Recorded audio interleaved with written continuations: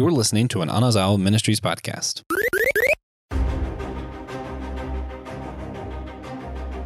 Hello, friends. Welcome to Systematic Geekology. We are your priests to the geeks, and man, do we have a fun episode today. It's a good old team up, mashup. We're teaming up with the Whole Church podcast to talk with a really cool person who wrote a really cool book that I can't wait to talk about. So today we're Systematic Geekology, and there's things we geek out on.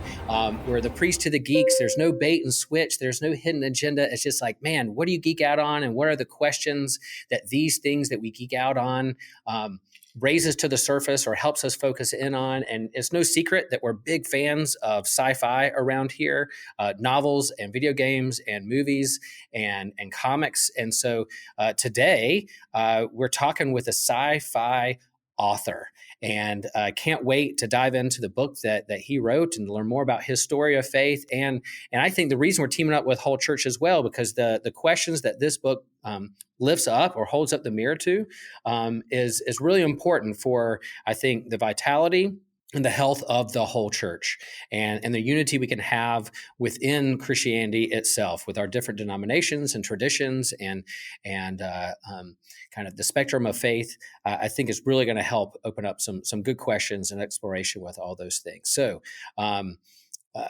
welcome. Glad you're here. Let's get into the episode. Let's jump right in. Sounds good. I'm excited to be here. All right. The voice you hear there is Andrew Gillsmith. Andrew, we're glad that you're here. The name of your book is Our Lady of the Articulates. I'm saying that right? Artilects. Yeah. Artilects. Yeah, there you go. And we'll get into that just a little bit. And then we also have Christian here. Christian, how are you doing today? I'm doing all right, Will. How about you? We're good. So at Systematic Geekology, we usually share those things that we're kind of geeking out on to kind of raise our geek cred. But today, a little different question.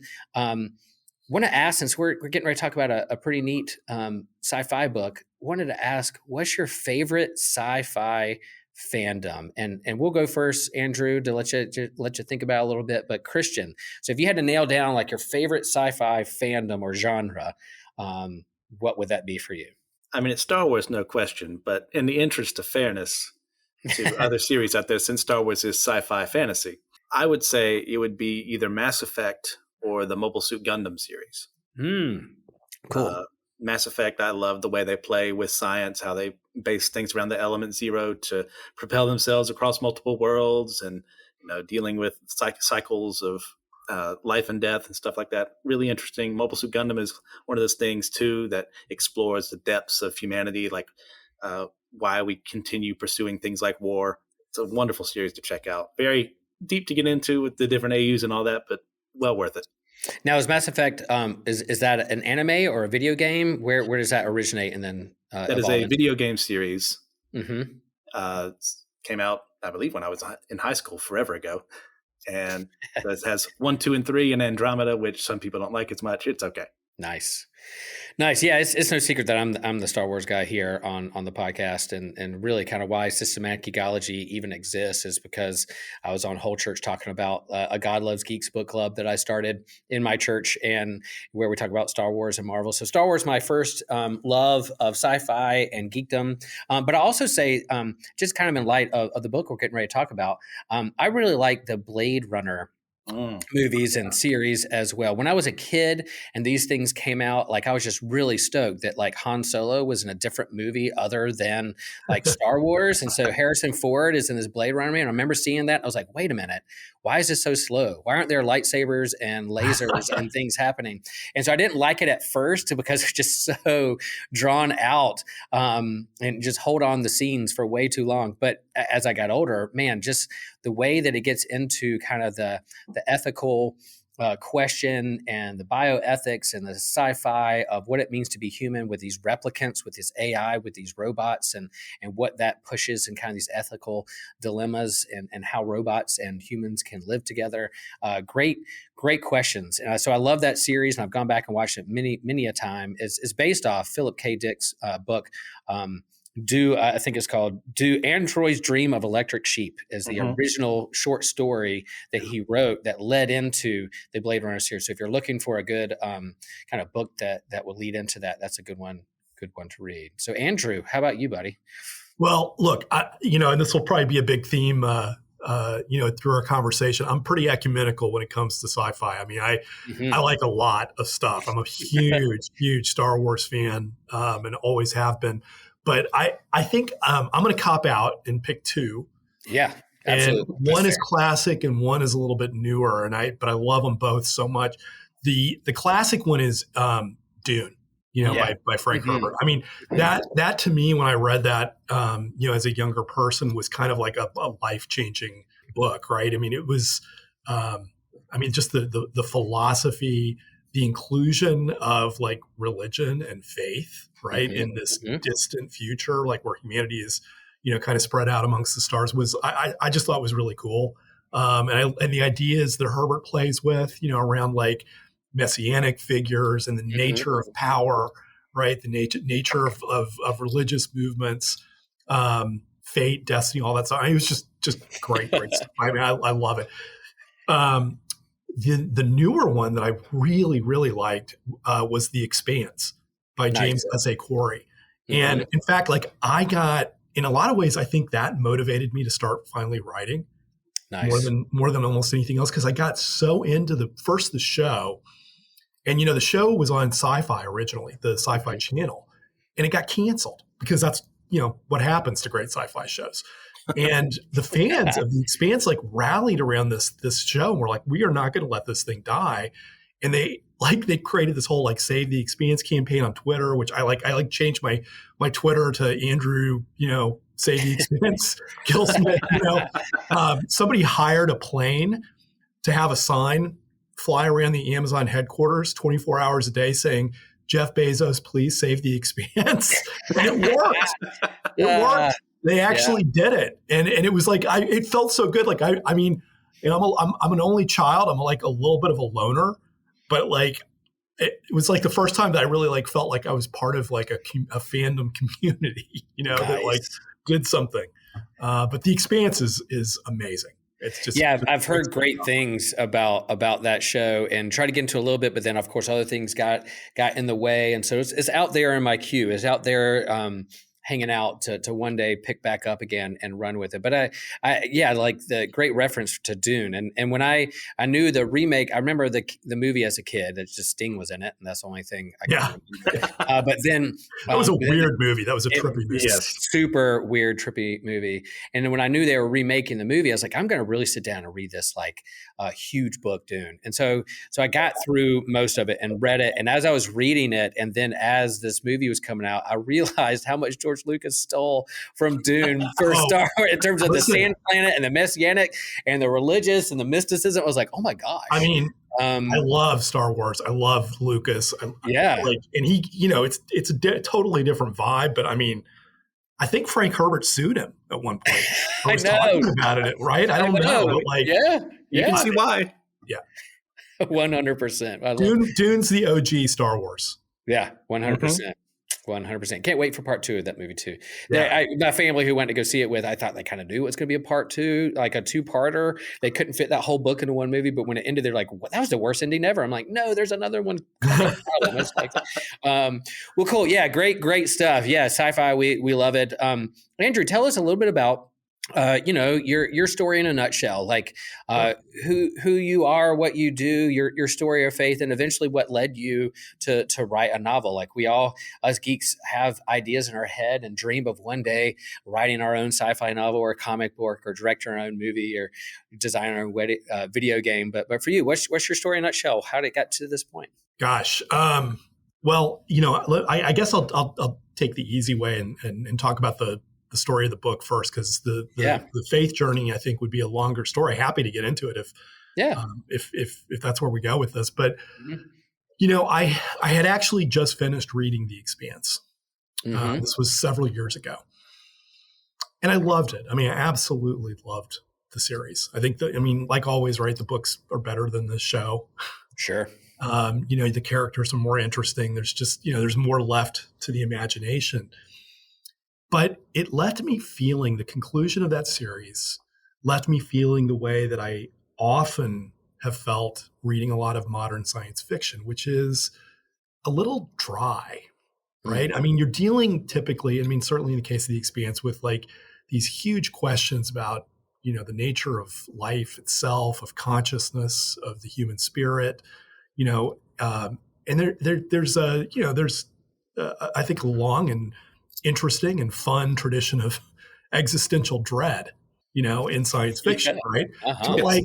But existential dread on its own, can only like go so far, right? I mean, there's got to be a resolution. There's got to be meaning, to me anyway, meaning and purpose to it. Otherwise, you're left, like I often feel at the end of a sci-fi series, thinking, well, that was really a great ride, but like I don't know that I feel better. I don't feel edified, for lack of a better term, at the end of it. And where's the hope? Where's the hope? Yeah, right. And again, that's not to say that there isn't hope at the end of The Expanse. I don't want to spoil it. And the last thing in the world I want to do is like insult it or anything like that, because I just think it's incredible creative work. But I thought, you know what? Like, I want to write something, and I want to see if I can write something that does deal with these big existential questions, but that actually brings God into it, right? Like that reflects the universe and reality the way that I understand it, and do it in a way that would not be preachy, because like I just am not interested in that. I mean, there's plenty of stuff out there. If that's what you're interested in, that's great. I'm not interested in that. I like sci-fi, and I wanted to tell a really cool, fun, interesting sci-fi story that happened to also deal with questions of faith. Nice. So yeah, your faith story was, share with us, and especially our kind of whole church listeners, is a part of that story of trying to think. Here we have on this, recording a Baptist seminarian, a Lutheran pastor, and a Roman Catholic together talking about sci-fi and geeking out together. And if that's not a picture icon of whole church, I don't know what is. But like, what was your upbringing a little bit, and then kind of where your faith is now? And then you've already shared that inspired you to write your own sci-fi story that integrates your faith into that. But share us a little bit about your journey. Yeah, I mean, I grew up, Midwestern Methodist. I didn't really know what that meant, to be honest with you. I mean, I went to an evangelical school for the first through sixth grade, I think it was, and then to a different school after that. So I had kind of, a little bit of like evangelical Christian, I guess, theology, but my practice was Methodist, right? And when I was a teenager, when I was 14, my mom was diagnosed with brain cancer, and I was really, really close to my mom. I mean, just we were best friends, and like a lot of kids, I think, that go through something like that kind of trauma. I mean, it had its effect on me. I became very angry at the world, at other people, at God, and it kind of set me on a course toward willful atheism, I guess I would say, right? Where it was like it wasn't that I just looked at all the evidence, was like I don't find any evidence for God. I'm very logically, rationally concluding that, that this is a purposeless universe, blah, blah, blah. It was like, no, I'm pissed off. And, I'm going to choose this. This is the way that I'm going to see the world. And I went through that for a while. Actually, when I went to college, I majored in religion, which is a great way to become an atheist. And I knew it. And so that's why I did it. But I could never completely shake my faith. Like I was always just kind of there, kind of in the background, right? Over time, I started to kind of claw my way back to it. And there were a couple of things that happened that were really deeply influential for me. One of them was just watching the global witness of Pope John Paul II, right? Who I found him fascinating. I mean, he was this old, sick man who would go stand in the face of grave evil, right? And did so fearlessly. And the way that he spoke was just so brilliant. I mean, he was such a brilliant man, beyond being, I think, a holy man. I thought, well, that's really interesting. Like there's something to that. Nice. And the other thing was when I was living in New York, I don't even know what caused me to do this, but I ended up going one time. There's a church here called the Holy Innocents. It's a Catholic church in Midtown, one of a gazillion, but they were having a Latin mass. And I just wanted to see it. Like, I just wanted to see what it was like. And I knew nothing. I didn't understand it. I didn't know anything about what was happening in front of me, but I watched from the back of the scene. I watched this scene, this liturgy, and the reverence of it and the beauty of it. And I bawled. I just sat back in the back of the church crying. And I didn't immediately become a Catholic. It took a long time, actually, after that. Like, I ended up marrying a woman who grew up in the Catholic Church, and then I went through RCIA several years after we were married, and that was what formally brought me into the Catholic Church. But I think from that moment of seeing that mass, in a lot of ways, like I was Catholic in my heart. Nice. Yeah, like that kind of is so legit. That sense of grief and questioning and being pissed off at God is pretty biblical. Like, you see that in the laments and the Psalms and Job and all the way to Jesus on the cross. My God, why you forsaken me? Is there. And then I don't think it's it's not lost to me that you being captured by the liturgy in a church called the Holy Innocents. There's this biblical story of the children being slaughtered because there was a power hungry emperor or king who wanted to get rid of Christ. So that kind of lament of the Holy Innocents and that pain and then being captured by the beauty of liturgy is pretty powerful. It's a very powerful story. Yeah. So you've found yourself kind of immersed in Catholicism and converting to the Catholic Church and finding the liturgy and the theology beautiful and wrapping meaning to your life. And then you also have this kind of fandom of sci-fi, and it led you to write a book that kind of integrates all that together. And so if you could kind of your log line, your pitch, your elevator pitch, you're in a elevator heading back home to St. Louis, and someone says, "Oh, you write a book? What is it? What is your book about?" How would you say that in like 3 sentences? Oh boy, this is I'm terrible at this. Yeah. And I'm a TV producer at Amazon. I'm a TV producer at Amazon, and I'm like, I want to make your book into a TV show. Pitch it to me. What's your story? Here's the elevator pitch for Our Lady of the Ardelex. 200 years in the future, we have androids that are human in appearance and behavior. What would happen if they started having religious visions first? And then what would happen if one of them showed up and said that they thought it was possessed? How would the church respond to that? Right? Those are excellent premises. And so good. And, because it leads to, it leads to theological questions that are really interesting about personhood.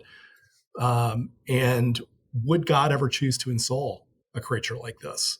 And I don't know. Like, I'm not a theologian. I'm not going to sit here and argue like scientifically yes and theologically yes, it's possible, and here are the 15 reasons why. I just thought it was an interesting story and a way to talk. Like most science fiction, it's really a way to talk about us. Yeah. That's it. My wife saw me reading the book, and she says, "What are you reading?" I was like, "Well, I'm interviewing this guy for Whole Church and Systematic Geekology," and she knows I like sci-fi. And I was like, she goes, "What is the book about?" And I was like, "Well, it's about an AI who has a religious experience, and people are trying to wrap their heads around whether this thing was hacked or not, or whether it's legit God appearing to these AI or replicants, if you say, from Blade Runner. They look like us, talk like us. How do you know if they are?" And then asking, do they have a soul? Do they have free will? Are they? Did they really have this, or were they hacked? And I think kind of where we are today in our world, whether it's science or the pandemic, is kind of like, oh, we hear this. Is it true? Is it not true? What's going on? How would we react? And I was reading your book, and I was thinking, like, when is this set?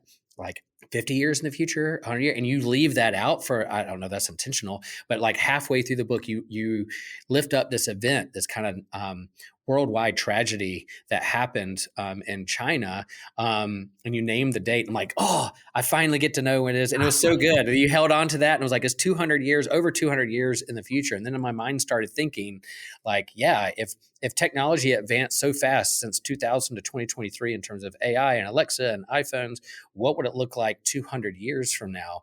So I guess a two-part question.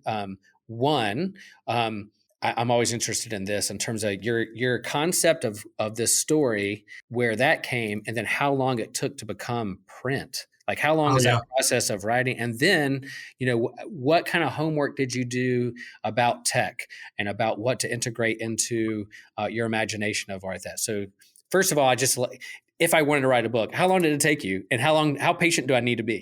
Okay. So, I mean, what I tell people on this is it was like, 50 years researching, Mm-hmm. Yeah.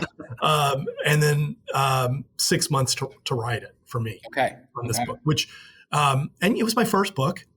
And I mean, everybody writes at a different pace. There are writers who churn books out in 30 days, 100,000 words in 30 days. I don't know how they do it, but they do it. And then there are others that take years. I mean, look at George Martin, Yeah, right. Hard to argue with his success, but maybe his process leaves a little something to be desired. I don't know. Right. You have your Stephen King's with 1,000 words a day mandatory. Yeah.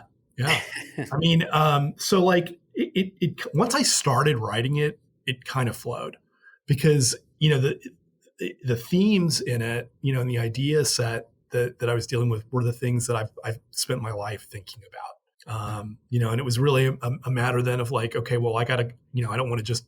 I love Frank Herbert, but like if there's a critique of Frank Herbert, it's that the characters are just kind of they're sock puppets for him to, express his philosophy. I didn't really want to do that either. I wanted to create real characters and a story that people could relate to, and kind of give the characters the freedom to go in whatever direction they needed to go.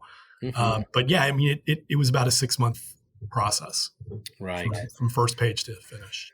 Nice. Yeah, I think that's helpful. I think people who want to create stories or get into that, sometimes you're like, I have this dream and it's going to happen like next week or whatever. There's a long game. It takes a long time. Some people it takes years and years and years. And some, 6 months. That's a good chunk of time to really get this into people's hands. And so you say 50 years of research.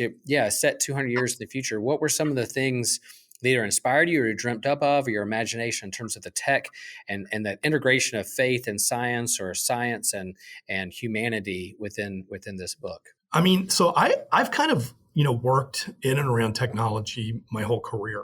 I started my first job out of school actually was I wanted to be a writer, and I got an offer to be a writer for a paper in New York, but like the pay was so bad. I was like, oh my God, I'm going to have to live in a closet with 15 people and a horde of rats, Yeah. And then I got another offer to work for this like kind of weird technology group. And they were incubating 2 internet projects at the time. This was way back in 94. Yeah. And one of them, the one I ended up working for was the first free email company. It was called Juno. Oh, I remember Juno. Okay. I remember Juno. Yes, I do. The other one was this kind of quirky guy. He was a senior vice president of the bank. He'd go into his office, didn't really make eye contact, but he had like books piled up to the ceiling. And I finally, I was delivering mail, And so I finally asked him one day, what are you doing with all this stuff? And he said, well, I'm trying to figure out how to sell books on the internet. And I was like, well, that's the dumbest idea I've ever heard in my life. Like, who would ever buy anything on the internet? And if they were going to buy something, why would it be books? He's like, well, we'll see. It might turn into something. It might. And that actually was Jeff Bezos. And like 6 months later, he picked up and went to Seattle and founded Amazon. So I've been around technology a lot. I like technology. I enjoy it. I have my, I have a certain level of skepticism about it, Sure. But so the research, a lot of the research just comes out of my professional experience. And then, there's some great books on sort of like, how if we were to develop autonomous, moral agents, right? Like, androids, robots, artificial intelligence that was capable of making moral decisions. How would that happen? There's some really good research and books out there. I read a bunch of that.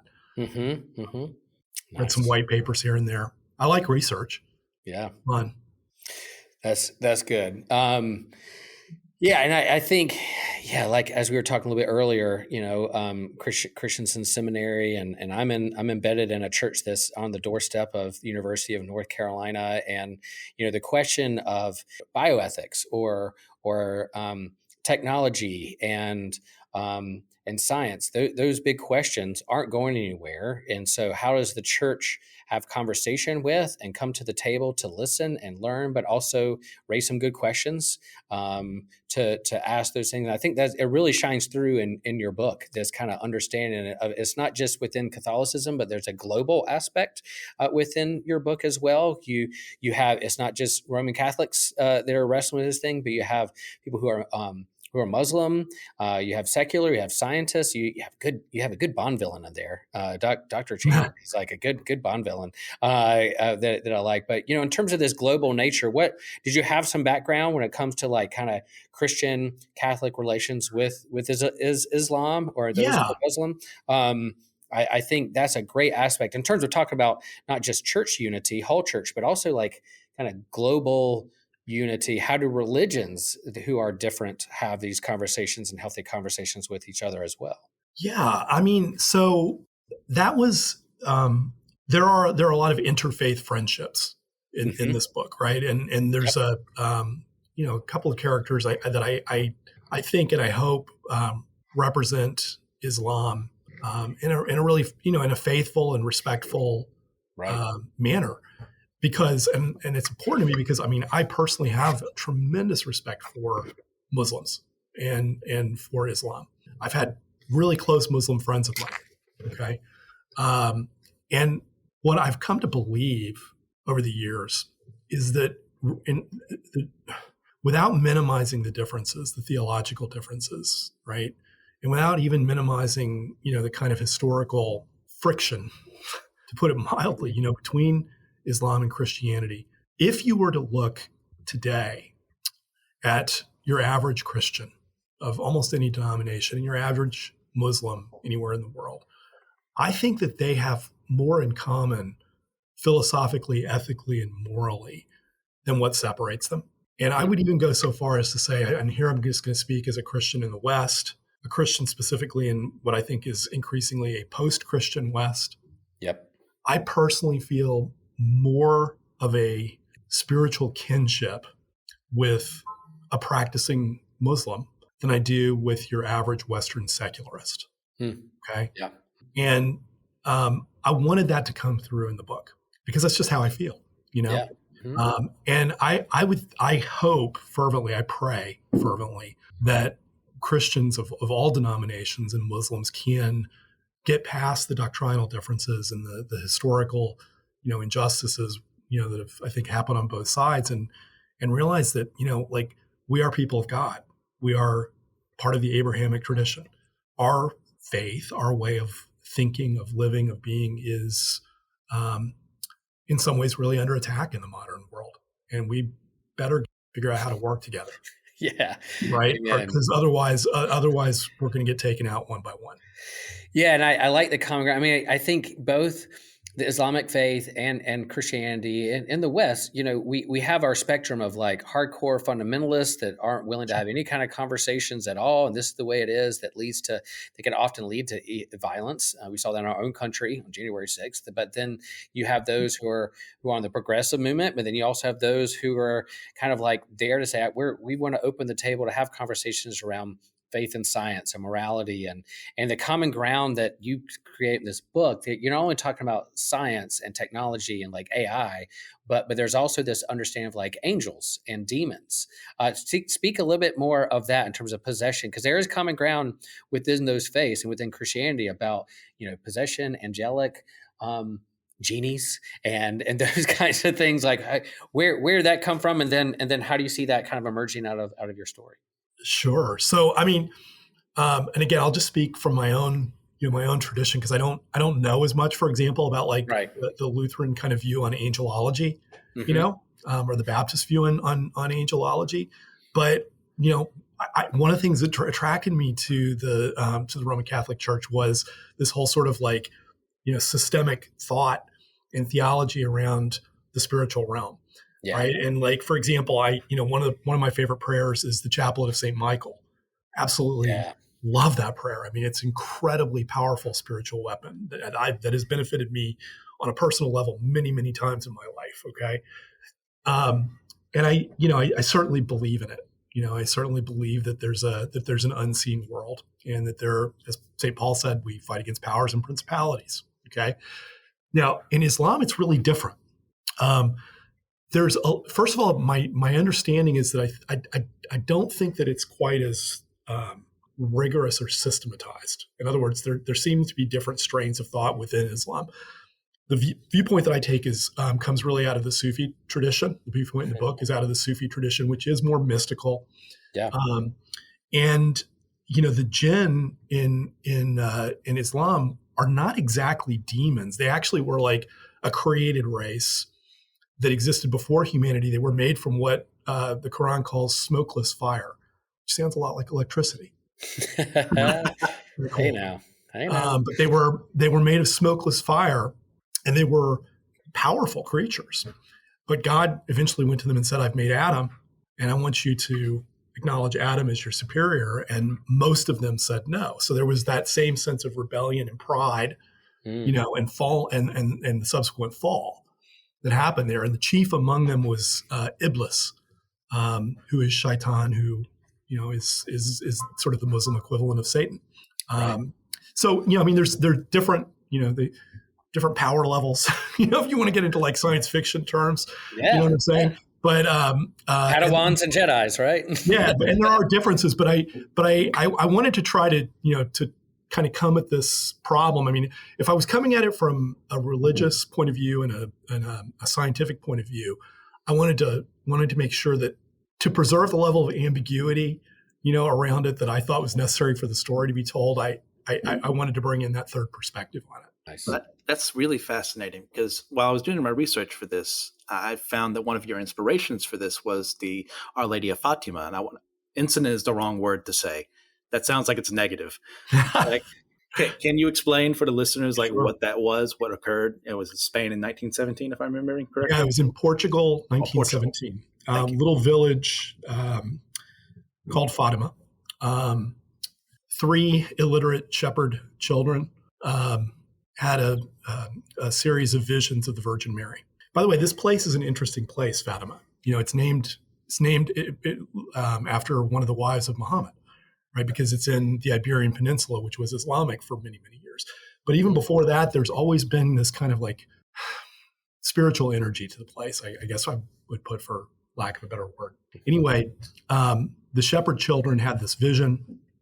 This was at a time when Portugal was under a Masonic government, which was rabidly anti-Catholic and anti-religious. So the secular authorities were doing everything they possibly could to suppress the church and traditional beliefs. They went to great lengths to try to discredit these children. At one point, the Virgin told Lucia, who was the oldest of the 3, on this date, you can tell them that come and stand here and there will be a miracle and they will witness, and then I will do this so that they will believe. And so everybody got real excited about it, because they were like, well, we're going to prove these 3 little, idiot children wrong. 100,000 people show up, and there was something called the miracle of the sun, and it's been widely reported. And look, I mean, you're going to have like anything that happens, like in the world, right? You're going to have people who say it didn't happen, or it did happen, or it was just a natural phenomenon that people ascribe supernatural value to. But I mean, something clearly happened that day, right? Because it was reported worldwide. It was reported in the secular press in Portugal at the time. And it was pretty dramatic. The Virgin gave these children a series of what you would call secrets, which are really just mysteries. And they were told to reveal them at certain periods, at certain points in time. And the third one is the one that's kind of been the most controversial, because it's scary stuff. It's apocalyptic. It was political. It had a lot to do with communism and the Bolshevik revolution in Russia, and the consequences of the church not really standing up to that on a spiritual level. Mm-hmm.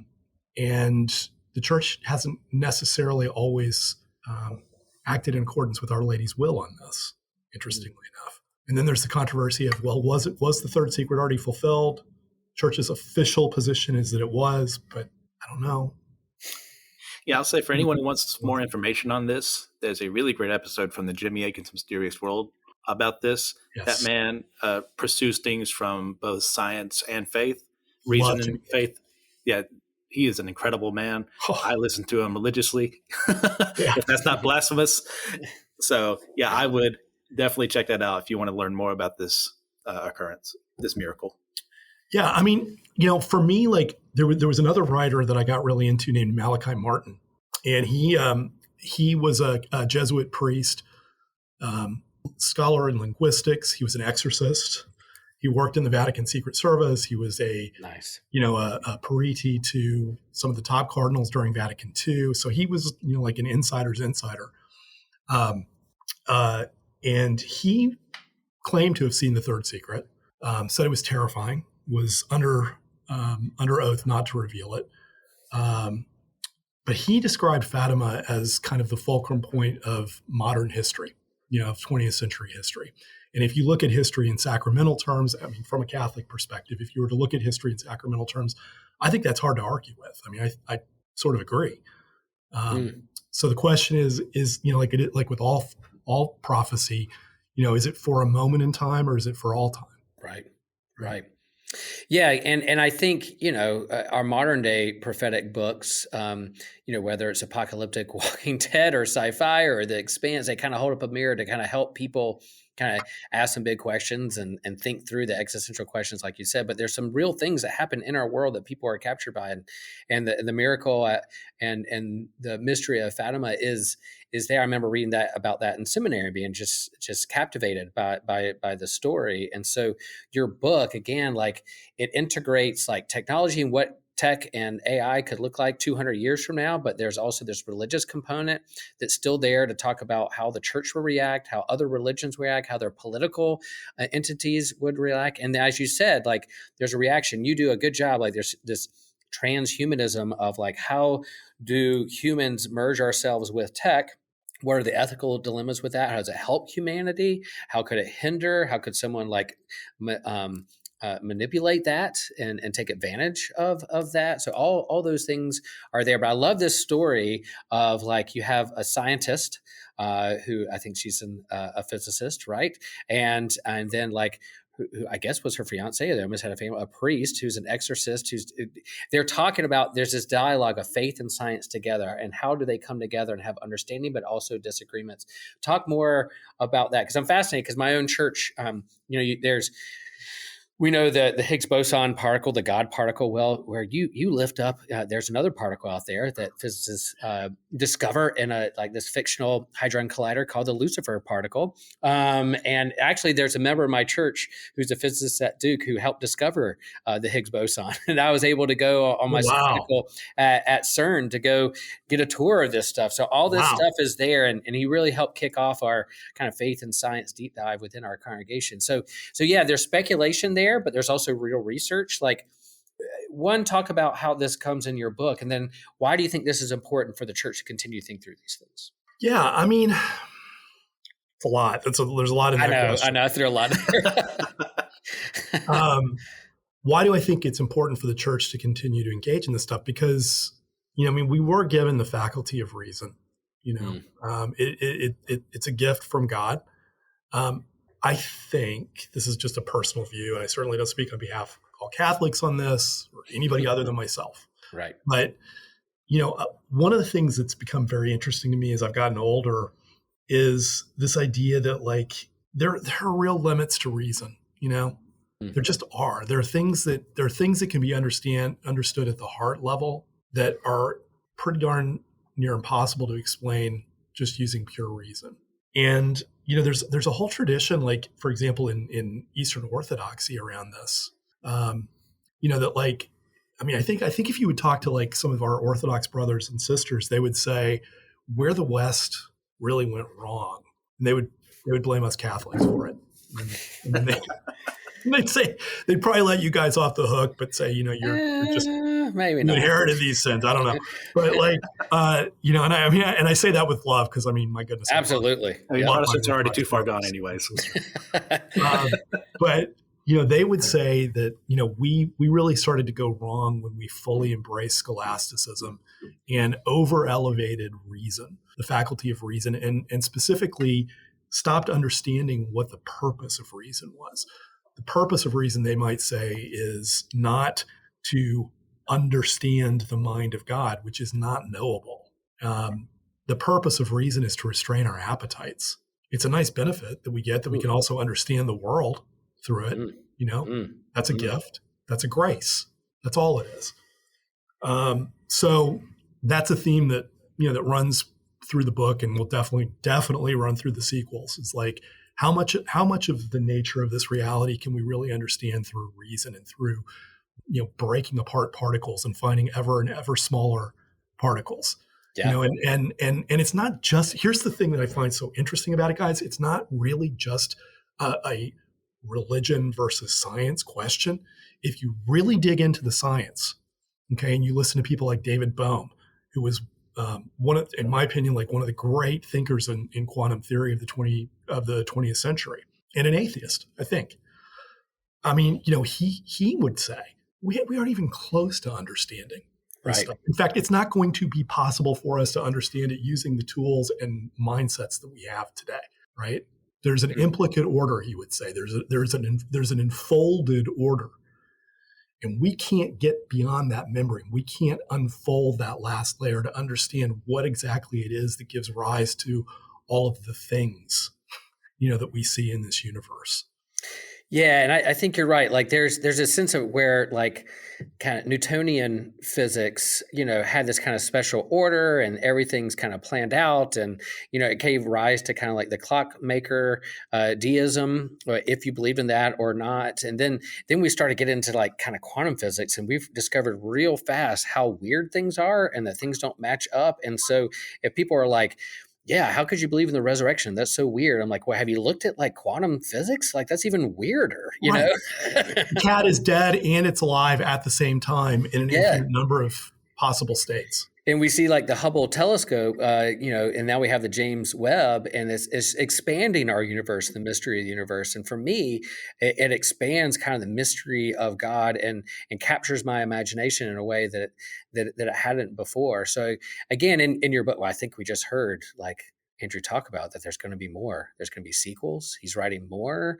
I'm excited about that. We'll talk about that in a minute. What's next after this particular book? But I think, again, you play around, not to give spoilers to the end, but there is a scientist who is skeptical and has skepticism as kind of her base. And then you have a priest who's kind of turned down the road of faith, and they're working together to literally save the world. And so I love they come together and they have banter, they have humor, they have the tension is on the line. We're not going to get rid of the tension of faith and science, but you know what it can do? It can create a deeper understanding of how we are as humans and what this universe means. And it's going to create awesome music on that guitar string or cello that we'll sing out a beautiful song. And so those two working together, I really thought the book, them two literally trying to save the world, working together, was pretty daggone good, and loved how you played with that idea.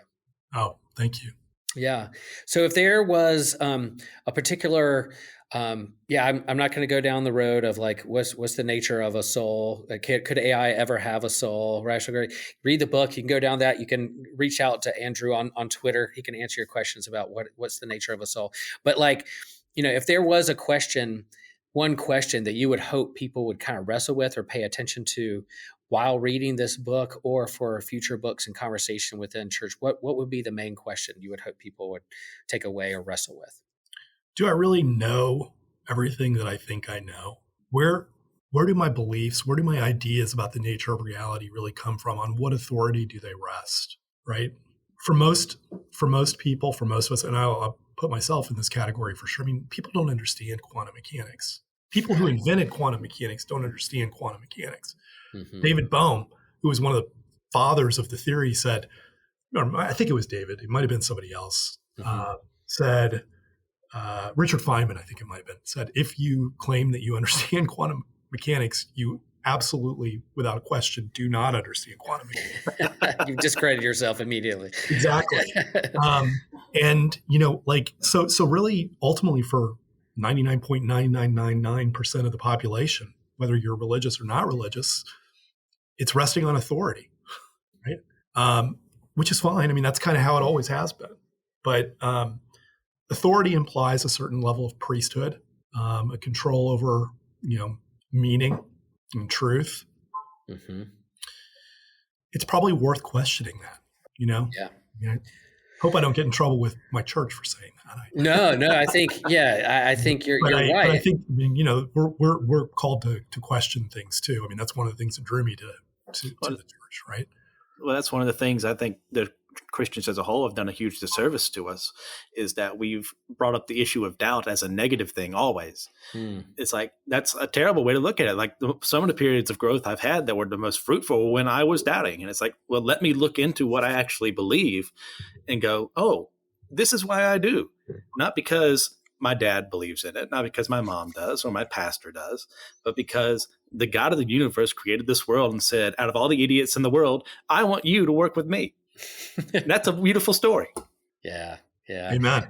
Faith and doubt are beautiful dance partners, and I think they work hand in hand. They can be in the same room together and have a conversation and have a drink, have a meal, and have a good conversation. And I think that's kind of what we're called to do. And the same way with faith and science and reason, and all those can be in the same room together to have a conversation. Doesn't mean that there aren't disagreements or there's a tension on the line within my own family, within my own self. There's tension and disagreements of those things going on. I think it's important to keep those on. And most of what we've learned in our work with faith and science, the most of the time there's hardcore conflict is when someone feels like their authority or power or money is going to be taken away from them. So again, the conflict within the Middle Ages of like the church and Galileo was mostly around like scared that they're going to lose power and prestige and relevance and money. And then we still see that today too. It's like, what if but instead of coming with a posture of humility and learning and listening, that is where it goes. And I love, again, going back to your book, like this, it provides a different setting. Sci-fi often does that. It provides a sandbox, kind of play around with these mind experience and thought experiments of what would happen if this would happen or that would happen. How can they have a conversation? So it kind of disarms us to kind of lay down our defensiveness to kind of explore this in a way that is sci-fi. So yeah, good job. So tell us, so what's next? Like, so there will be a sequel. There will. Is knocking on your door for a TV series. It's going to be a movie one day. What do you know? I don't expect that. That would be great. Anybody wants to call me, they can find me on Twitter. But no, there is definitely a sequel and probably a third book in this series with these characters continuing this story. The working title, I'm probably about 25-30% of the way through that one right now. Nice. The working title for it is The Cloud of Unknowing, which I don't know if you guys probably have read it, but for anybody in your audience who hasn't, it's Cloud of Knowing is a book by an anonymous medieval monk it's a manual for contemplative prayer. Yeah, I think it's like one of the greatest works in the history of Western literature. I mean, it's like, nice. I can't believe more people haven't read this. It is so good. It's so funny. It's like written in the voice of like your favorite uncle, like kind of grabbing you by the ear, being like, "Look, you idiot," like I'm trying to help you. Could you just stop being such a moron for 5 seconds and listen? And it's like the personality just comes through it so much. Anyway, but the cloud of unknowing is kind of the theme going into this next phase of the book of like, we are going into a space of, not necessarily being able to see too far in front, behind, above, or below us. It's hard. I mean, writing, this is a not an easy book or story to tell because I don't want to get it wrong. Like I feel a certain level of responsibility to God. Right. On this, like I don't want to write heresy. I'm not interested in writing heresy. Right. Okay. I don't want to lead anybody away from faith, but I also I'm not really that interested in preaching. So it's like it's a little bit slower going. and I'm having to take breaks from it a lot more than I thought I would. Now, the good news for me is like in the breaks, I wrote another book, which is already out in a totally different series. Okay. Now I'm about halfway through another book in that series. What's the name of that series, Andrew? That series is called it's Planet Gallywood, and it's a satire of Hollywood. It's kind of like The Truman Show meets The Hitchhiker's Guide to the Galaxy. Beautiful. Okay, Beautiful. and it's just really fun. I mean, it deals with some serious themes, but it's like fun and light and just a blast to write. So like it's like I'm like a kid who's like, well, can I have the ice cream before I eat my liver? Mm-hmm. It's like, well, you can have a bite of ice cream. So I have a bite of the ice cream. I'm like, well, that was really good. I think I'm going to have more of that ice cream. Yeah. Well, as a fellow writer, I completely understand, especially coming from a religious viewpoint of like, I want to represent God completely with what I'm doing, but I don't want to write a sermon. Right. Now, how do I like wrestle those two things? It's so difficult sometimes because like, I have a point like, Jesus is the answer, but like that shouldn't be, like I said, it shouldn't be a sermon. And like, I shouldn't be beating people over the head with an anvil. And it's really difficult to do. Well, I think you're never going to persuade anybody like that, right? Like, how futile is that? But I also it's just not what I set out to do. But at the same time, like what you really don't want to do also, and I'm sure you can relate to this, Christian, is like, I don't want to lead anybody in the wrong direction either. Oh, absolutely. So, I better make sure what I'm saying is right. Yeah. I think that posture of humility goes a long way. As long as you're upfront with that, I think, I have a friend of mine that we want to, we have an idea for a comic book and a graphic novel that's sci-fi and it has some spiritual elements to it. And it's like, is everything, and some of it smacks of like Gnosticism. And I'm like, oh no, I don't want to like lead people down the road of like Gnosticism. But your plan is like, look, I don't speak for all of Christianity. I don't speak for all of Lutheranism. I don't speak, most of the time, I don't even speak all for my family or even myself. There's times within me. So like that posture of humility that we're in this process of growing and becoming, that we're learning along the way, that sci-fi novels, comics, video game can help us kind of explore certain things. If you go down a road, it's like, that isn't necessarily true. It's just something, an idea I was playing around with. We'll see what sticks. But I do think that posture of humility of saying like, there's more that I don't know that I do, and I'm going to play around with this in community with the church family, with our family we have in whole church, the family we have in systematic ecology. We're playing around with these ideas together. We can hold each other accountable if we're getting off base. Like, have you thought of this before? So I think that's all helpful. So you have permission to have the freedom to explore the imagination and see what happens. Thank you. Yeah. Yeah. So Andrew, as we wrap up here, where can people find you and where can people find your book and how can they get in touch with you? Sure. So the book is Our Lady of the Artilects. It's on Amazon. Currently, I think exclusively on Amazon. Every once in a while, you can choose to publish exclusive on Amazon or have it go wide. And every once in a while, I turn off the exclusive and it's available elsewhere. But right now, it's just on Amazon. The other book that I mentioned is called The Final Season, and it's part of a series called Planet Gallywood. So it's Planet Gallywood #1. You can find me on Twitter at Andrew Gillsmith, and I'm on Goodreads, where I love interacting with readers. Goodreads, for those of you who don't know, it is kind of like it's like Facebook for book lovers. It's where people get together and review books and create book clubs and talk about books and talk about writing and get into all kinds of arguments with each other on the side. Nice. Yeah. So you're on Twitter. Have you found, I enjoy Twitter, but have the trolls come out for you? Have you had good experiences? Are there people reaching out to you about, hey, I like your book. What do you, 95% positive. Nice. Yeah. I will say, positive. while I was doing my research on this with the hour I got to prepare, thanks, Joshua, I saw your Reddit AMA, and I've got to say you handled that really well because that was one of the most negative things I've ever seen in my life. Oh, wow. I wasn't expecting that, but I would do it again. I'm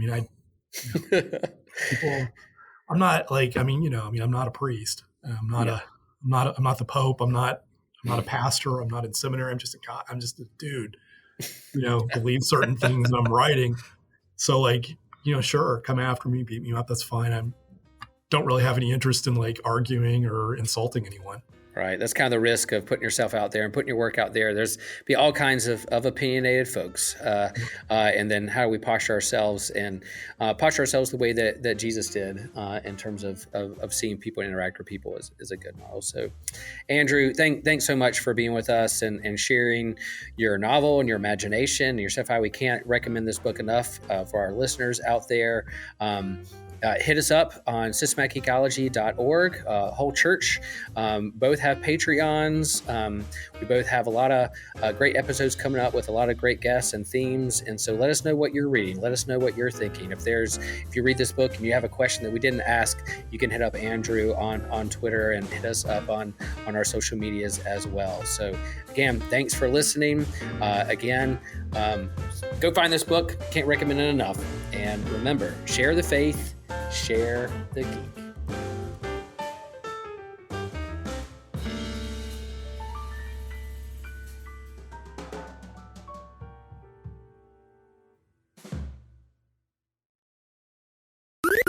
This was an Anazao Ministries podcast. If you enjoyed this show and would like to learn more about our network, be sure to check out the Anazao Ministries Podcast Network.